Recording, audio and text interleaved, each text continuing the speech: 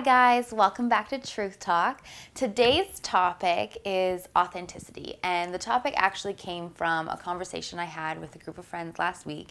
And the one guy was like, I don't know, like how do you just go up to somebody that you don't know and strike up a conversation to ask them out or give them your number or yada yada yada.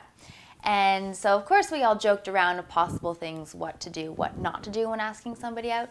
But my initial reaction was, well, just be yourself, right? Because when you're just authentically yourself, that's really and truly when you are the most attractive to other people.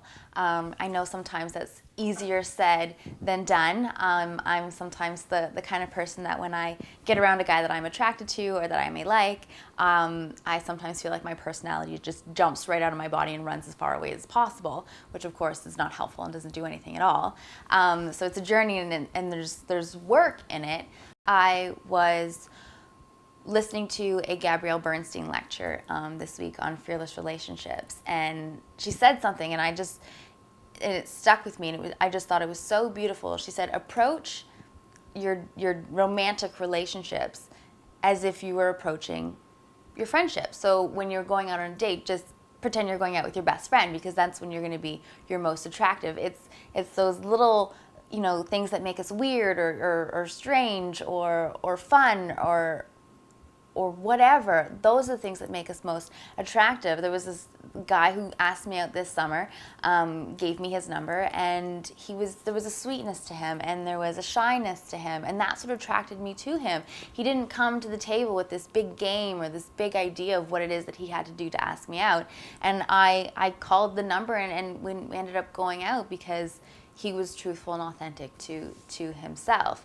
And so this carries not just in your romantic relationship, but carries over into your work relationships, your friendships, and relationships you have with your family members as well. The more that you live in your authentic truth and you just be yourself, you'll begin to call in more authentic opportunities, more authentic relationships, stronger relationships, and more miracle-filled opportunities and experiences. And the more you live in your truth, the more you start to notice when you're not living in your truth, and you start to know those moments when things don't feel right. And that's essentially what not living in your truth is it's this feeling of not being right, something being off, something being funky, something being weird. I know for myself, when I'm in situations or with around people where I'm not able to be myself and live in my authentic truth, I want to jump out of my skin. It doesn't feel right. And even recently, I decided to shift my life into a new direction and a new path, and let go of something that was a huge part of my life for a really long time. It doesn't feel right to me anymore. And so I needed to turn around, switch the energy up, and take a new course of action and make a change. And in doing that, I know now that I'll be able to call in all of the new opportunities that are waiting for me to receive. So this week's homework, really just check in with yourself in your relationships and in situations that you find yourself in your daily activities. Ask yourself, am I being myself? Am I being true to myself? Am I living in my truth? Am I being honest with myself and with the people around me? And don't attack yourself, and don't beat yourself up about if you are or if you are not. And just notice it, let it pass, and then make the changes to allow yourself to be more authentic and allow yourself to be more of yourself in your relationships.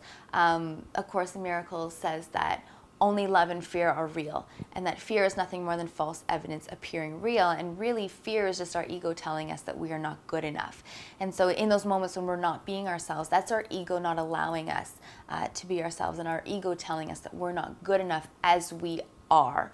So just really knowing what it is that you bring to the table in your romantic relationships, in your friendships, in your work, and honoring yourself and honoring your authentic truth, and just be. Just be you. Be weird, be silly, be fun, or be quiet, be angry. Whatever your truth is in that moment, just be it, because you are enough as you are, where you are, who you are today and every single day. Just be you and live in your authentic truth. From my heart to each and every one of yours. Namaste.